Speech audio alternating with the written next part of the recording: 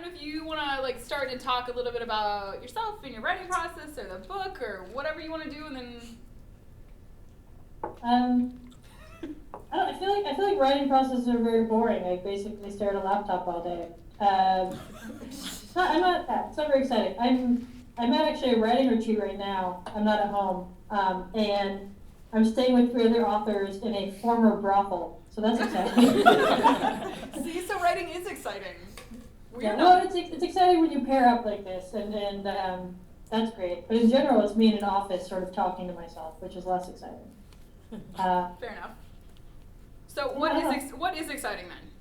If the writing process isn't exciting? Well, it's fun for me, but like to describe it or to watch it is boring. We were actually talking about this yesterday, where another author that we know, Jessica Brody, had been approached by, I think, Mysterious Galaxy bookshop down in California, and they had an idea where they were going to have like a window display where like an author would be in there working, and they asked her to do that, and she's like, no. We're usually in pajamas, and we're usually just staring at a screen. Like, it's not a really exciting thing to watch. So, I mean, I don't know. It's fun to go out and meet people.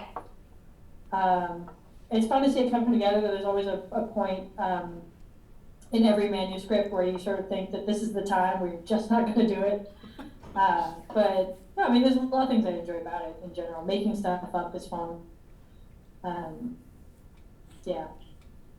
I like that. Do we have any questions that anybody wants to start with?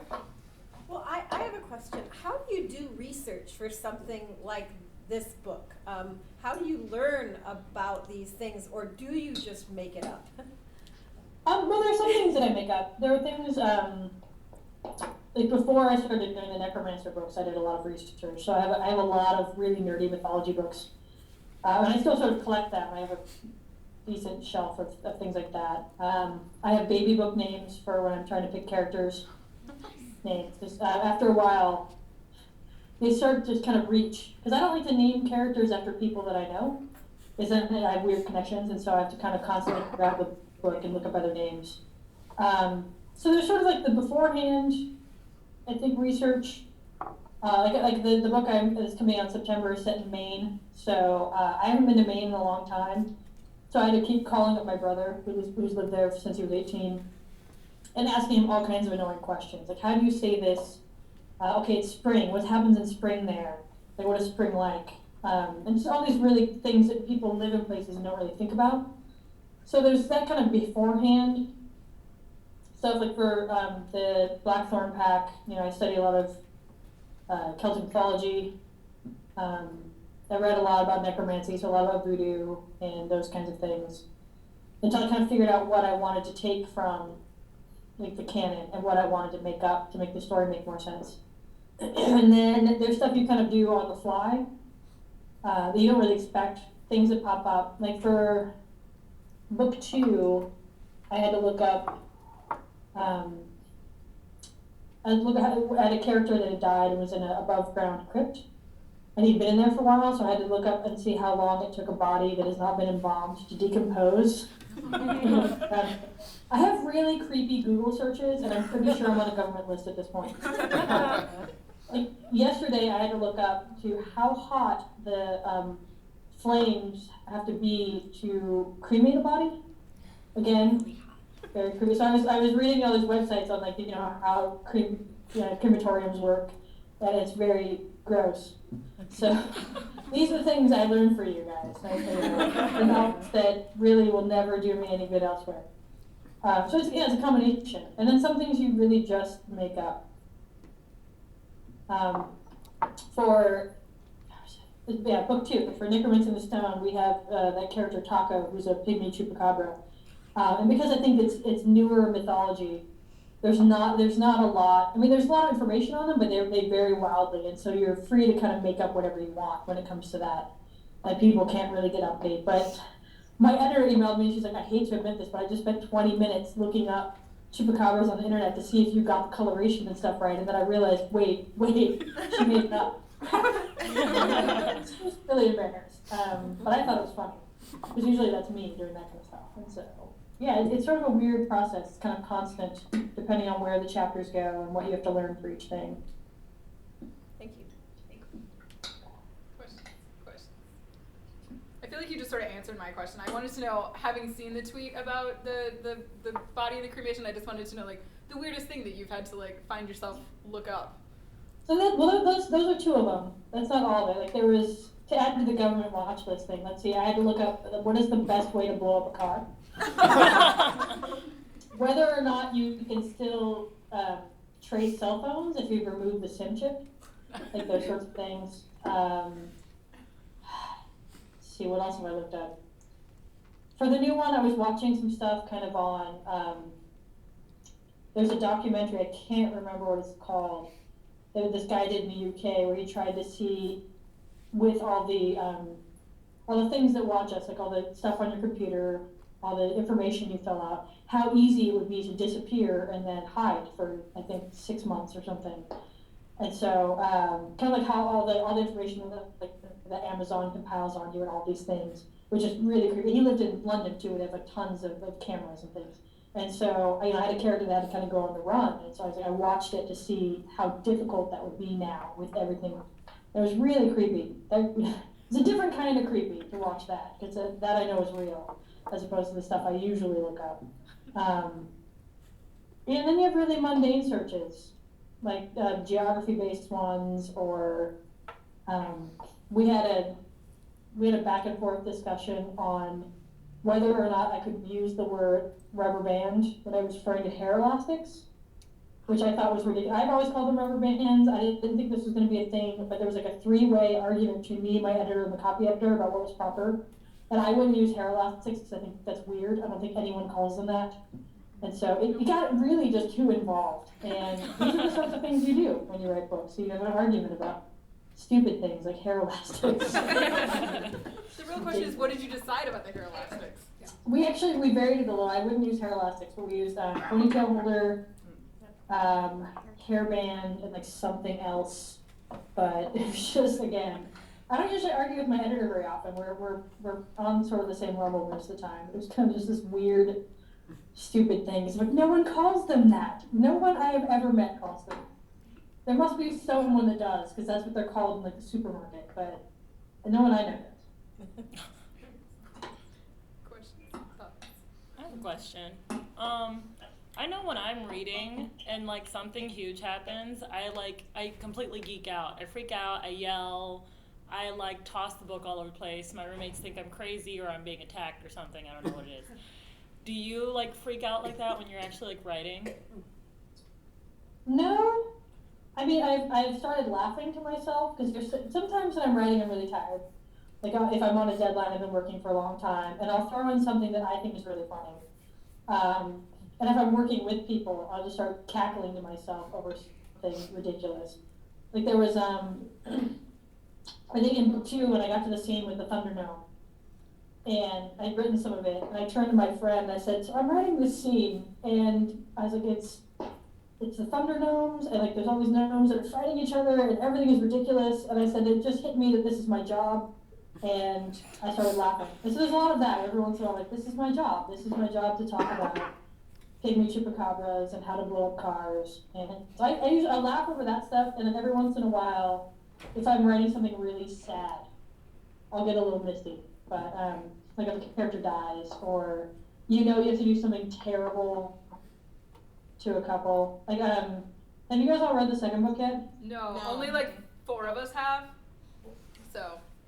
I'm not gonna get into specifics with that. But there's times when I know I have to do something horrible to the character and I feel really bad. But there's usually I usually don't throw things or like jump up and down or anything like that. But sometimes there is cackling. That's part of it. What were some of, I know you mentioned the Celts, what other kind of mythologies did you draw from for Necromancer? There's a lot of, Greek I think ends up in a lot of things just because that's the ones that were taught the most in American schools. We read a lot of Greek mythology. So we have a lot of that.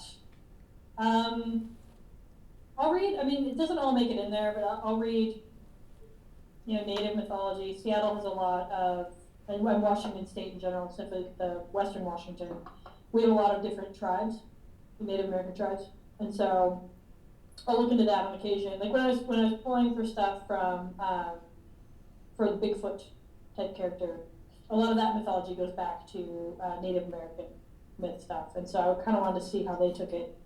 I also know a little bit of Norse, though that hasn't really gotten into there much. There's a short story that I did for Tor.com where it's set in the same world, but there's some like Valkyrie type characters in there, and a unicorn named Steve. That's linked to What the else? first page. Yeah. Some Egyptian, because there's the Wapawets, the guys with the big Anubis heads, Ed. Yeah, That's Egyptian right. mythology. I thought he was I try as best I can, especially now that things have gone rolling, to branch out away from kind of the European. You said our books tend to take a lot from like Greek mythology, and occasionally people wander up into like Celtic, but for the most part, people don't look into anything outside that. And so I've been trying to branch out a little bit more. In the new book, I have a character who is based a lot on the kitsune, so he's a fox character, and some were-rabbits, but that I made up. So. That though was fun, because it was basically, when the first book came out, I had to do one of those online chat things that they sometimes make you do, and it was the day the book came out, so no one had read it. But I still had to talk to people for an hour online, and so we were basically just talking kind of basic book stuff or mythology. And at one point, I brought up the fact that I think it's weird that across cultures, it doesn't matter what group you're in, were creatures are predators. That there is the only exception I can think of is swan manes that could be able to turn into swans. But other than that, everything is, it's always bears or big cats or wolves. And I kind of was curious as to why that was. Like, why are we drawn to that? And I sort of threw the question to the ground to everybody. And the response I got back were sort of a thunderous no, what are you talking about? That would be ridiculous to do a non-predator creature. How boring that would be and terrible. What was I thinking? And the more like crazy they got into it, the more I said, you guys realize that the more you do this, the more I want to find the fluffiest, most ridiculous thing to turn into a creature. And so yeah, I have a pack of biker were-rabbits in the next book. As much as you say this, that it's ridiculous to have a non-predator, these creatures are still half human, and we are arguably one of the biggest predators. We're an apex predator, so it doesn't matter what they're mixed with, they're still going to be violent and bloodthirsty, like at least on a level. So it was actually a lot of fun. I really like the rabbits. They're great. I was wondering, have you, when you talk to fans and readers and people like us, and people tell you their interpretations or their thoughts, has anyone said anything that really surprised you or like took a totally different meaning from the book than what you meant? Not too much. I mean, it does happen because no matter what, reading and writing, like the book thing, it's not really a one-way street. I mean, no matter what I do, people are reading it through their own lens, and they should. I mean, we sort of bank on that sometimes, that you and writers we can just write, like you walked into a cafe and your brain will fill in a cafe. Like it's just the nice sort of cheats we can do. But people are reading through a lens, and so every once in a while, I'll get like an email or a question where someone is upset with something that I do, or confused, or reads it weird. Not too often. I haven't had too much of it, but like I had an email, or no, there was a review right after the first book came out where someone got very upset with the book because there's a sex scene in it and I don't mention condoms. Which is weird on 3 levels, I think, at least 3. 1, it's an off page, so how I would bring that up, I don't know. 2, context-wise, my character's in a cage and they think they're gonna die. So it's not like they can pop on down to the 7-Eleven and Sam is not the kind of guy who can have a pocket full of condoms. He's just not skeezy. So I couldn't really have that in there. And the third thing was, I was like, do you really want me talking to your kids about that? Like, that's kind of the parental job. And you don't know me. You don't know what my belief systems are. I'm not sure you want me talking to your kids about safe sex. I mean, I believe in it, yay, but it wasn't really the time and the place. It's not a health class, it's a book. But so there was that, those kinds of things. Or I got an email from a reader that was kind of upset about a character in book 2 that she thought I was kind of mean to, which was Minion. If you haven't read it, he's based on Keanu Reeves. Who I actually love. I have a weird fascination with Keanu Reeves and how the media treats Keanu, where, even when he's not, like the sad Keanu where he's eating a sandwich and everyone's like, why is he so sad? And I feel for him because I look angry when I'm thinking, and so I have people come up and they're like, why are you mad? And I have to say, no, I'm concentrating. And so I'm sort of fascinated by how, like this, even when he's just being himself, the media is still watching Keanu to see what he does. And so we used a lot of that. And I have a lot of characters at the time who are upset with him coming into the scene, like James. So James is not very nice to him. And the sad thing is whenever you put stuff in a book and a character says it, people assume that is what you feel personally. And that's not always the case. Like, I don't believe in a lot of the stuff that Douglas believes in, because he's a very bad man, and I don't really want to kill people. It's just not my thing. So, It's not what your Google search but says. they do. I'll get emails where people will talk about beliefs and stuff that they think are mine, and I'm like, oh, well, no. And so she was very upset with how I treated Minion, and she thought that the cruelty towards him sort of took away from the humor. And so it was on Twitter, so I couldn't fully respond to her, so I had to write a big blog post to her just going, hey, here's the reasons why we did stuff. Like, I'm sorry you found it hurtful. It doesn't mean I don't like Keanu Reeves. I'll see his movies. I like some of his movies. So it's usually more like that stuff where I have to explain why I made choices more than one girl was confused why I didn't set it in New Orleans, because she said all these books are set in New Orleans. And I said, well, you sort of answered your own question. All these books are set in New Orleans. Like, why? I mean, I love New Orleans, and I actually want Sam to go there at one point because I lived there for years. But I was like, there aren't a ton of books set in Seattle. It's not a place that's used a lot for literature. Every once in a while. And so I wanted to, and I'm lazy. I live there, so I don't have to look stuff up. Anything else?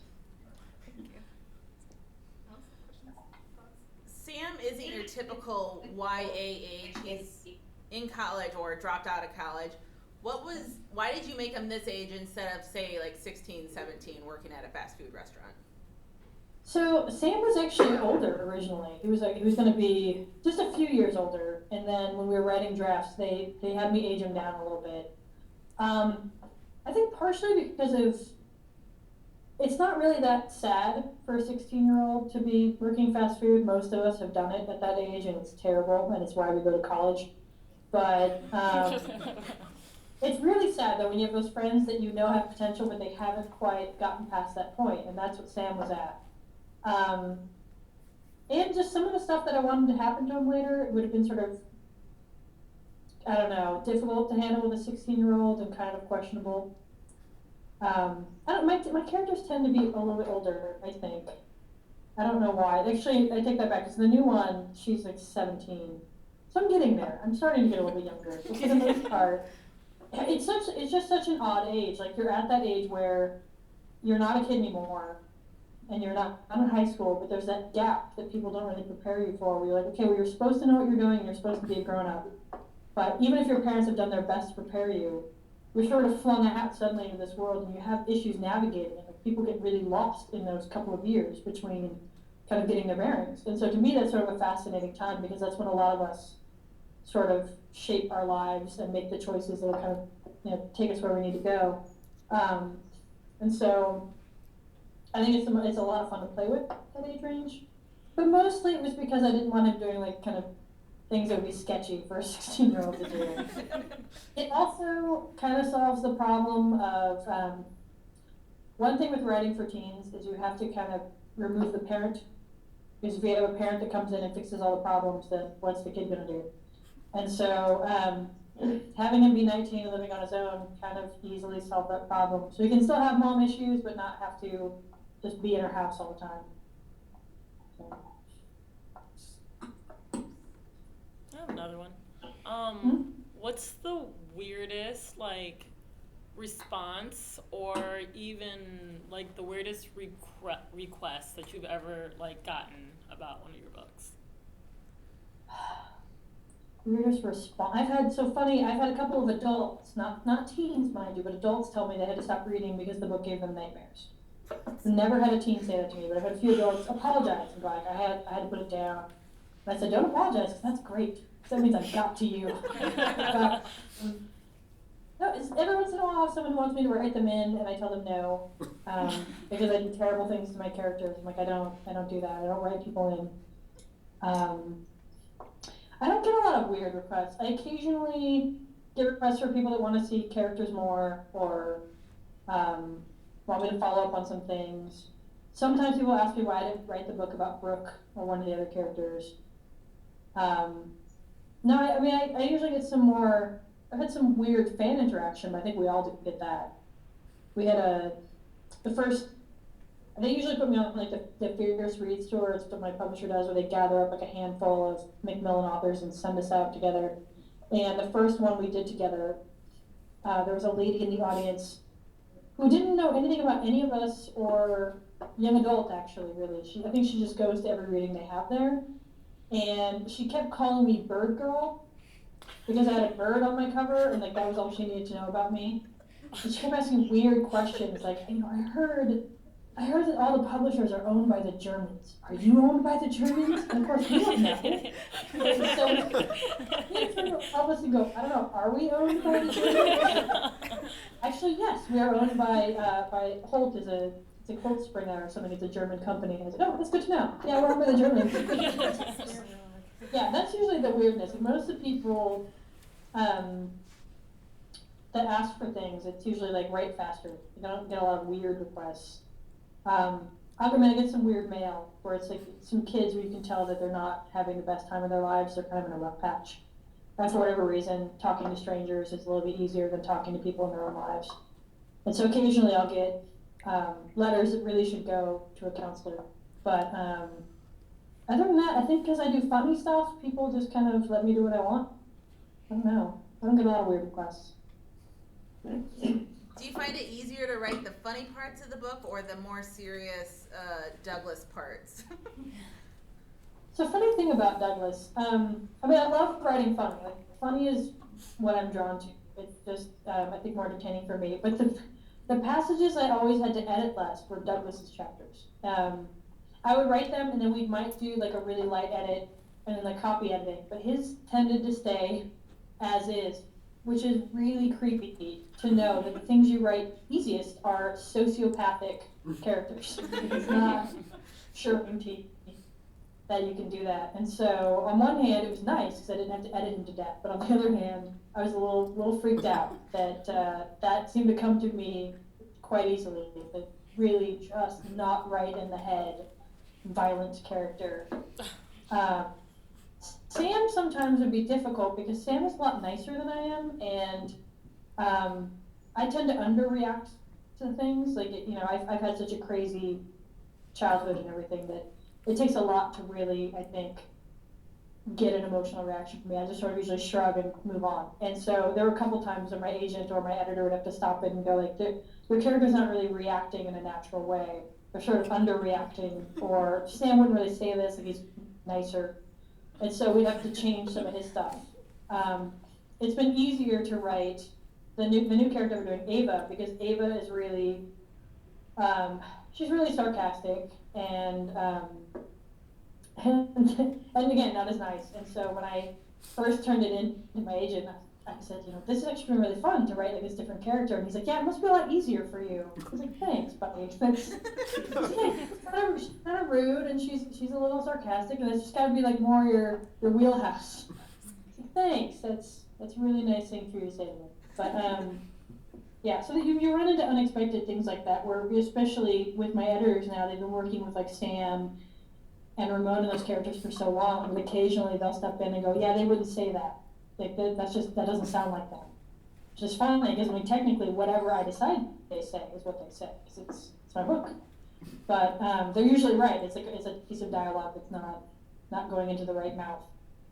And so it's weird. It's a weird process, because you really do feel like you start channeling people after a while, and it's creepy. It's fun to get them to that point where people actually argue with you about what characters would say. It's hilarious. mind talking a little bit about the book that's coming out in the fall? Just giving us No, so it's set in the same world as Sam. My editor wanted me to take a break from the Sam books for a little bit for whatever reason. She had good reasons. I just don't remember what they were. Well, you have to mind, we usually, when we sell books, it's like 2 years before you guys see them. And so the conversation we had was years ago.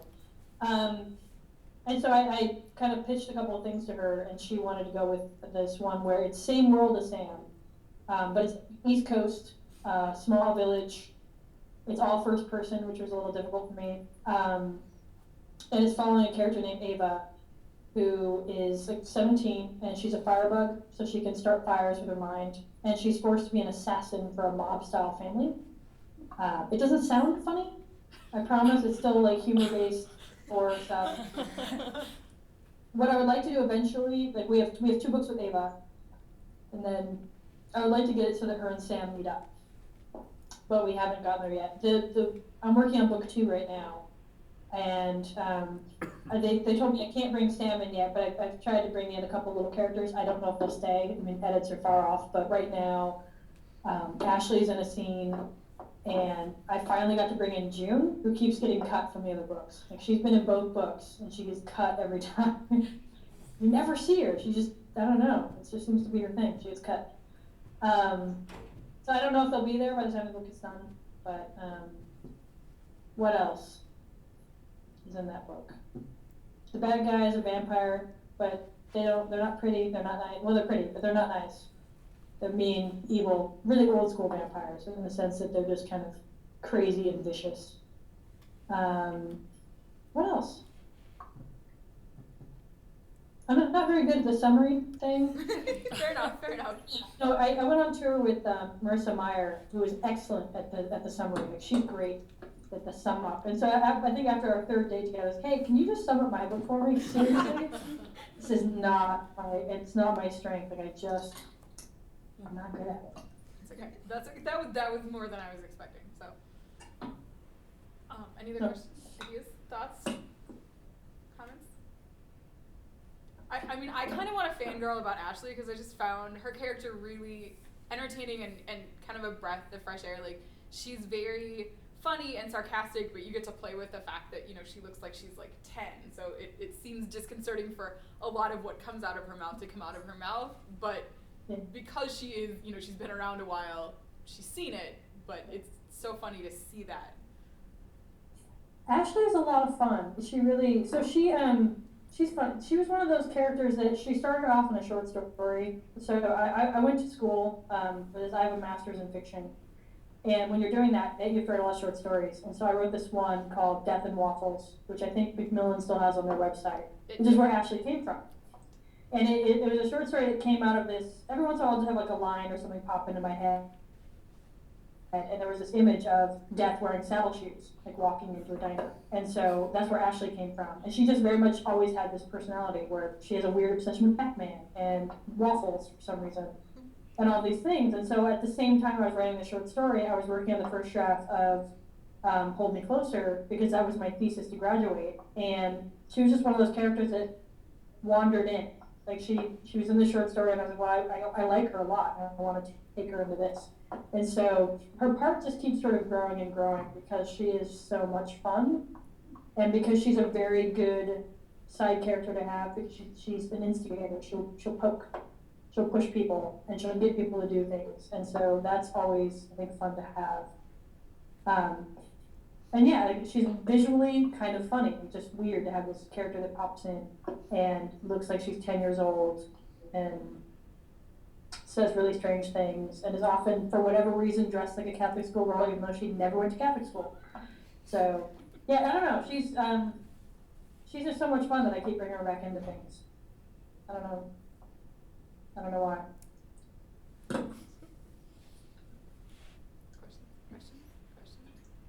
Did any of your characters, when you first started writing them, did any of them have a drastic change to what we ended up seeing?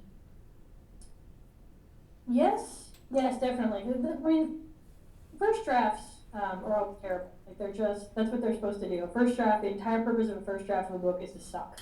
Like, seriously, that's what its goal is. And so Brooke was really flat at first. She was not a very good character, and she died in the first draft. She was not. We did not keep her. She died in. I think there was like a zombie attack in the first one, like right away, and yeah, she didn't make it. Ramon used to be called Mitch. I don't know why. Yeah. Now, like at first I had a hard time changing his name, but now I'm like, Mitch? Why did I have him named Mitch? It's weird. Who else has changed? There's actually, the biggest change in character I've had is actually in the new book. And so, the thing about writing characters is even if they're awful characters, is you have to love them a little bit. Like, as terrible as Douglas is, you know, I have a special place in my heart for him because he's so sad. I mean, the things that have happened to him and the way he ended up. And you have to kind of wonder where he could have gone if he hadn't had the upbringing that he had. But, so I've never had the problem that I had in the new book where I hated a character. And draft after draft, I hated him. And you're supposed to not like him, but there should be something where you understand why the other characters are like him or whatever. But we just couldn't get him there. And like all the notes I kept getting back from readers and from my editor was like, I just don't know why he's in here. I don't know why your character would date him. He seems awful. And I was like, well, a lot of first boyfriends are. It's just how things work.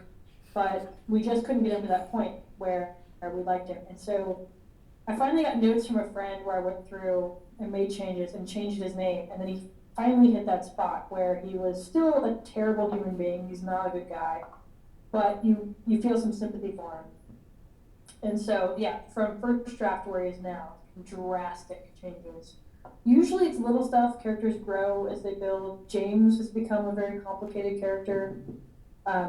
He was a little bit in book 2, and then with each draft we did, he became such a major story arc or character arc because so much of what happens is about him in that book. A lot of things hinge on him. Who else has grown a lot? Sometimes characters are supposed to be smaller and you have so much fun with them that they sort of nose their way in. Sean is one of those. Sean is supposed to be a very minor character. He likes to pop up a lot. I think because he's so much of the I'm going to take the tension down kind of guy.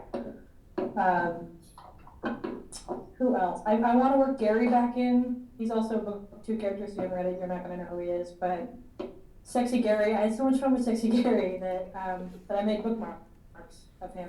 We have some. Yes. My friend Vlad did this for me, and I think they turned out awesome. But yeah, I mean, usually there's like little shifts, but then on the flip side of that, I have characters that just show up as is. They just pop up, and that's just who they are. The new book, 2 of the characters, there's Locke and Ava, and Locke is he's half human and half dryad, or as he likes to say it, half dryad, all man. He was exactly who he was. But then there's another friend of theirs that they have, Ezra, who was good, but he wasn't quite there. And then, believe it or not, I went to go see, what was that movie? I went to see Red 2 in the theater. And I was watching a fight scene between Bruce Willis's character and the assassin that they sent after him. As I'm watching it, I'm like, that's what I need to do to Ezra. He needs to become like more of a fighter. Like he is a Fox character, but he should be quick and he should be all these things. And so I went home and rewrote his character, and he got a lot better. And he's actually now one of my favorites in that book because I don't usually write really pretty boys. I kind of do the awkward, geeky boy, which is most of my friends growing up.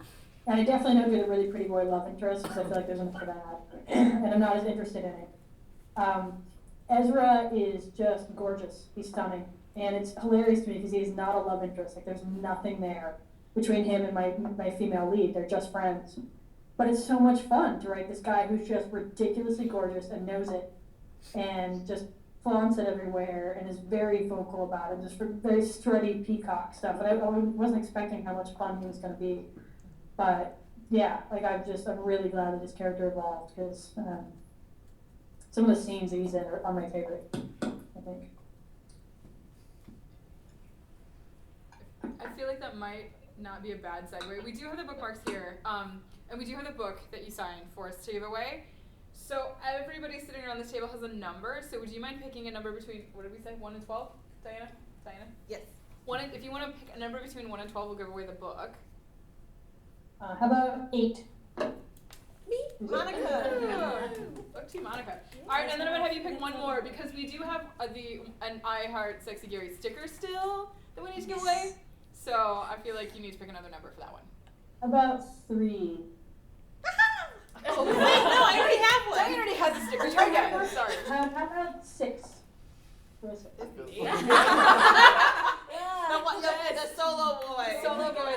Yes. That'll be fun. You know what though? I've had more boys take that sticker. Teen boys, especially when it's a teen boy named Gary.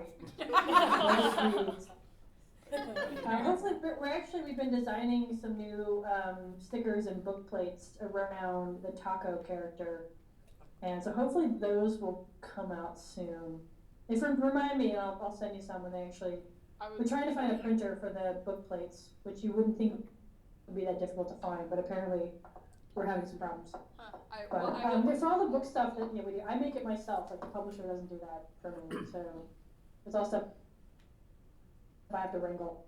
Yeah, I will definitely do that because Taco was definitely my favorite character, and that was the scene in the second book where you're naming Taco, where they're fighting about what to name him. I put down the book because I was laughing so hard because it rang so true to my friends. Like we would literally have had that conversation. So we had it over a cat. When I went down to school in New Orleans, we got hijacked by the hurricane, and I ended up in this town in Mississippi for like 6 months. And the house my aunt was staying in, the girl had left her kitten, and so they were taking care of the cat, which they decided to name Bubba, until they were moving out. And then the girl said, "Well, you can take the cat with you." And my uncle's allergic to cats, so like, "Well, we're not going to do it." And there was a little local boy there, who was like 12, and he goes, "Well, you could just shoot it." There was this box for what to do with the kitten. You could just shoot it. And I said, "You know what? I'll take the cat. Cat's mine now. I want the cat." The cat was really nice, and I didn't have any cats anymore, and so we bring home this cat. And we had been living in this house in this town with sort of refugee style. You had to find where you could live, and there's all these places where a ton of population is going into areas that only have a few rentals. And so in this house, it was like me, my boyfriend, and my son, my mom, my 3 roommates, and a friend or 2 that had come down to help gut houses and stuff. So there's a lot of people in this house, and I bring the cat in. And the first thing is we find out that Bubba was actually Babita, the girl. They just thought it was a boy. And none of us could agree on the name. I wanted to name her Tempest. My roommate wanted to name her Stalin, which my mom said we were not allowed to name the cat Stalin. And so this all went back and forth. And so we ended up, her name was Tempest, so everyone calls her Kitty Pest. But that roommate still comes over to visit us and calls her Stalin. And so this cat has had like 4 names, which is Kitty Pest, Stalin, Bubba, depending on who's talking to her. And then someone else named her, God, I can't even remember, but they decided she looked like something and started calling her something else. So that cat is essentially Taco, where everyone had a very firm belief on what that cat should be named. Set on it. Yeah, so for those who haven't read the second book yet, now you have something to look forward to. The naming of a chupacabra. The problem is I gave Taco such a long name that I have a hard time remembering what his full name. I have to look it up all the time. It's like, yeah, it was like, something. It's Taco Von.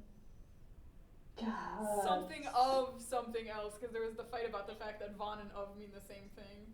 I remember that much. Yeah, but it is rare. A lot of scenes like that are basically structured around the way my friends talk, which feels a little bit like cheating, but at the same time, I'm going to keep doing it because yeah, it's fun for me. But I think for me that's why it rings so true. Is so many of those conversations, no matter what they're about, it rings true because you feel like you've had that conversation at some point in your life. Whether it be naming something or arguing about what kind of food you have, or the argument where Ramon says, "I know we're mad at your mom, but I'm still eating her cookies." Like we've all had those conversations before. There's been some lines that I'll actually steal directly from people, like the scene in book 1 where Sam wakes up and he sees Bridge for the first time and she's naked. When I was writing that, I was trying to think of a good response for him because it's kind of a big moment. And so at the time, we were back in New Orleans at this point, and I went into the living room where this, my boyfriend and my 2 male roommates, and I said, okay, here's the thing. You wake up in a cage, you see a naked girl, what do you say? And my roommate Ben goes, well, that's my favorite dream. So I said, all right, that's in the book. There you go. I thank him, and I always ask permission, but there's sometimes where I steal lines directly from people, or little tidbit story stuff. Like I have a friend named Hank who had a very exotic and adventurous youth, and occasionally someone will post little tidbits on Facebook of like things that he got up to. And I can't remember what it was in response to, but someone that he's friends with got on Facebook and was like, yeah, this is like that time that I found you passed out at a gas station with that girl half naked covered in body glitter. And I emailed Hank and I was like, hey, can I take that? I don't even want context. I don't want to know why you were at a random gas station covered in body glitter and unconscious. I don't want to know. I just want it. And so that's actually in Firebug. There's a character. Again, then that character doesn't want context either. He's like, look, I don't know why you want to 2 gas stations. Just never speak of it again. So yeah, I'll steal. I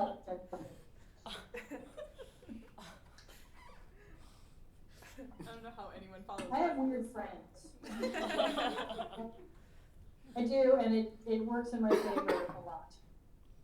I've learned, and this I think is true for most writers, the things that you put in that are real are the things that people always tell you are the least believable. And so there were stories that I did in school where I turned in and people were like, I just don't buy this. I'm like, that's funny because that happened to me. And they're like, no, it's just not realistic. Like, okay, that's good to know. Yeah, it's sort of universal, that thing. Anything else? Comments? Questions? Thoughts? Anybody else want to fangirl over character? Just me? No? Just checking. Well, we've borrowed like an hour of your time, for which we are very, very thankful. It's been a lot of fun. I don't know if you got anything you want to close with, or if you have any questions for us, or... No, I can't think of any questions. I don't know, I've been writing for 3 days at this retreat thing, so my brain is a little squishy. It's okay. I totally understand. All right. Well, thank you so much, and this has been a lot of fun. Thank you so much for everything, and thank you for shipping us the autographed copy of the book. That was fabulous. I don't know. So, and I will definitely keep in touch about the bookmarks. I want a taco bookmark now. All right. Thanks, Lish. Thank you.